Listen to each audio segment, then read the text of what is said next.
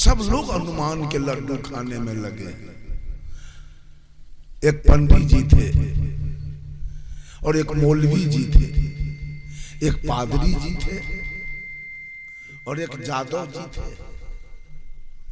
चारों में गहरी दोस्ती। और यही कार्तिक पूर्णिमा के सोनपुर मेला लगा। चारों दोस्त कहीं घूम रहे थे, याद आई सोनपुर मेला एशिया महादेश का फेमस मेला। कहा कि हम लोग चलें जरा मेला देखने। वहां बहुत सारे साधु संत आते हैं। चारों दोस्त चल दिए पांव पैदल। हाजीपुर कोन्हारा घाट आते आते 8, 9, साढ़े 9 बज गया रात। चलते चलते चारों दोस्त थक गए और भूख भी लग गई।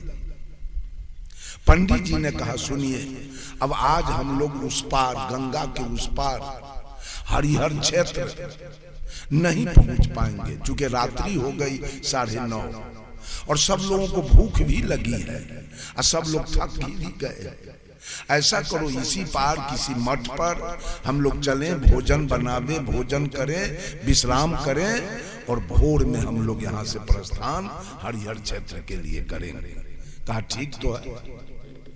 पंडित जी ने कहा तो एक काम करो, अगर भात बने, दाल बने, सब्जी बने, भुजिया बने, पापड़ बने, तिलौरी बने तो बहुत समय लग जाएगा। 9:30 बज रहा है, 2-2:30 बज जाएगा बनते बनते। कब खाएंगे, कब सोएंगे और कब उस पार जाएंगे। ऐसा करो कि कोई ऐसा भोजन बनाओ कि कम समय में बन जाए, तत्पश्चात हम लोग भोजन करें, विश्राम करें और सवेरे प्रस्थान कर जाए सोनपुर के। जादव जी ने कह दिया ठीक तो है, तस्मई बना लिया जाए, फिर दूसरा कुछ बनाने की आवश्यकता नहीं होगी।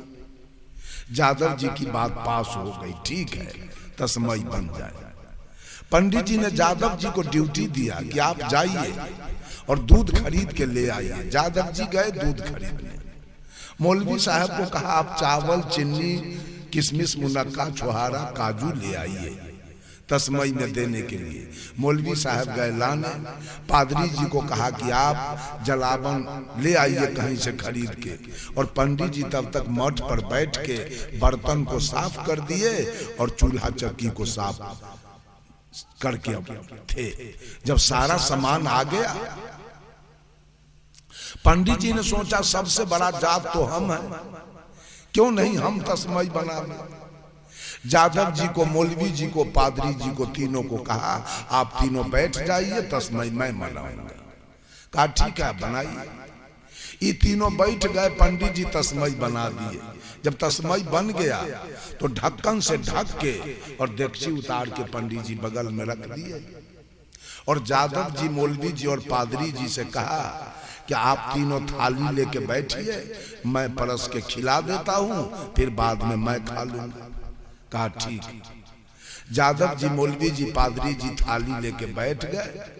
पंडित जी देगची उठा के लाए, ढक्कन हटाए, करछुल भिराए। जब करछुल भिराए और ढक्कन हटाए, तस्मई का वाष्प निकला तो इतना सुंदर बना हुआ था, गम गम कर रहा था। पंडित जी के नाक में जब तस्मई का गमक गया, पंडित जी को लोभ हो गया। भला इतना बढ़िया तस्मई बना के और जादव जी, मौलवी जी और पादरी को कैसे हम खिला दें। लगाते हैं कोई उपाय, सारा तस्मई हम ही खा जाएंगे। कहा सुन लीजिए, एक एक करछुल तस्मई सबको मिलेगा और एक ही करछुल मैं भी खाऊंगा।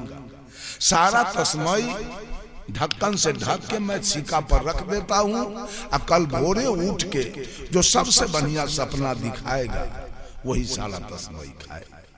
पंडित जी सोचे हमसे होशियार इसमें कौन है, झूठ के बढ़िया सपना दिखाएंगे, सारा तस्मई खा जाएंगे। एक एक करछुल तस्मई सबको मिला। पंडित जी भी एक एक करछुल खाए और चारों जने बिछावन पर चले गए, सो गए। पंडित जी सो गए, मौलवी जी सो गए, पादरी जी सो गए, और यादव जी को तो ये करछुल से कुछ नहीं। ई बेचारे बिछौना पर छटर पटर कर रहे थे। नींदे नहीं यादव जी को आ रही। जब नींद नहीं आई तो 12 बजे रात में यादव जी बिछावन पर से उठे और सीका पर से देगची उतारे और पूरा देगची के तस्मय वृंदावन बिहारी लाल की खा। अब खालिया देगची फिर सीका पर रख दी, ढक्कन से ढक के। जब भोर हुआ तो पंडित जी जग गए और मौलवी को जगाया। मौलवी साहब आप बोलो, आपका सपना कैसा है? मौलवी झूठ बोल रहा है। हम तो 5वां आसमान में अल्लाह के साथ सैर कर रहे थे। पंडित जी सोचे अब तो तस्मय इसका हो गया मौलवी के, अब इससे बड़ा सपना क्या होगा? ये 5वां आसमान में अल्लाह के साथ सैर कर रहा। फिर पादरी को जगाया, पादरी जी आपका सपना कैसा है? तो ये कहा हम तो 7वां आसमान में ईसा मसीह के साथ।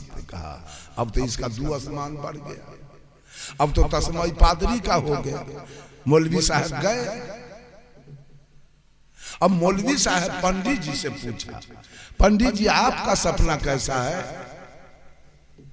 ये तो खरे झूठ बोल गया पंडित। कबीर साहब कहते हैं ब्राह्मण भक्त न बेश्या सती आ सोनरा सांच नहीं।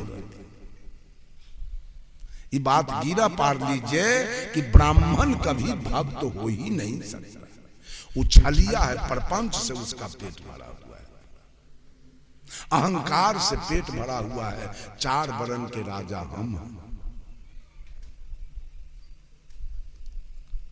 पंडित जी ने कहा हम तो क्षीर सागर में थे,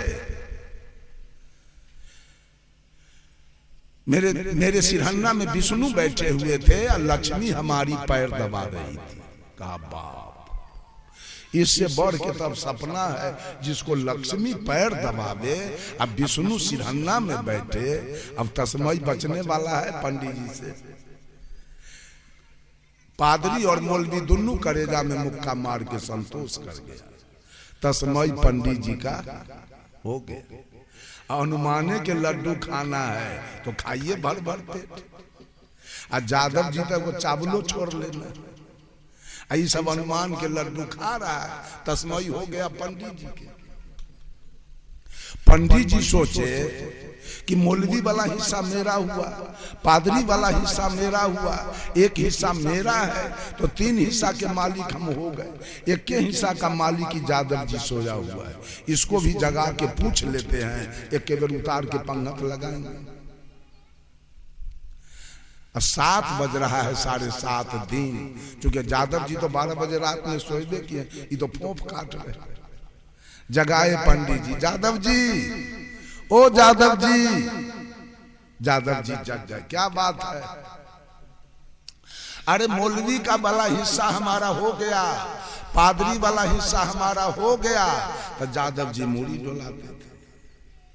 और एक हिस्सा मेरा है। कहा जी 3 हिस्सा का मालिक हम हुए ना, तो जी एक हिस्सा ना आपका है, तो जी आप भी अपना सपना बताइए। तो यादव जी कहे पंडित जी हमारा सपना तो कहने लायक नहीं।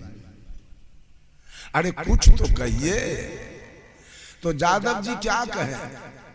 अरे आप सोए हुए थे, ये मौलवी सोया हुआ था, ये पादरी सोया हुआ था, ये कड़ा कड़ा मोच वाला आदमी इतना मोट के लाठी लेके आया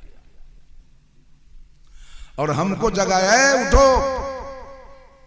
लाठी देख के, उसका मोच देख के तो डर से हम बिछावन पर उठ के बैठ गए। और जब बैठ गए तो हमको कहता है ऊपर से जरा देगची उतारो। तो क्या करे पंडित जी, मोच के डर से और लाठी के डर से ऊपर से देगची हम नीचे उतारे। और जब उतार दिए तो हमको कहता है खाओ। हम कहे कि हम नहीं खाएंगे, इसमें 4 आदमी का हिस्सा है, एक मौलवी है, एक पादरी है, एक पंडित है, एक हम यादव जी। ये चारों हिस्सा खा जाएंगे, सवेर में खून खराबी हो जाएगा, मारपीट होगा। ऐसा धंधा हम नहीं करेंगे। हमको कहा नहीं खाओगे ना, तो हम कहे नहीं, लाठी देख रहे हो, एक भी हड्डी तुम्हारा हम सीधा नहीं रहने देंगे। क्या करे पंडित जी, लाठी के डर से और मोच के डर से पेट तो हमारा 1/4 में भर गया, लेकिन मोच के डर से और लाठी के डर से पूरे देगची का तस्मई हमको खाना पड़ा। यही मेरा सपना है। पंडित जी कहा बेवकूफ कहाँ के, अरे जिस समय मोच वाला लाठी वाला आया तो हम लोग को जगा लेना चाहिए ना उस समय। तो यादव जी कहे आप तो कमाल की बात करते हो पंडित जी। अरे मौलवी था 5वां आसमान में, अब पादरी था 7वां आसमान में, और आप थे क्षीर सागर में। अभी जगाने हम 5वां आसमान जाते कि 7वां आसमान जाते कि क्षीर सागर जाते कि डंटा खाते कि खीर खाते।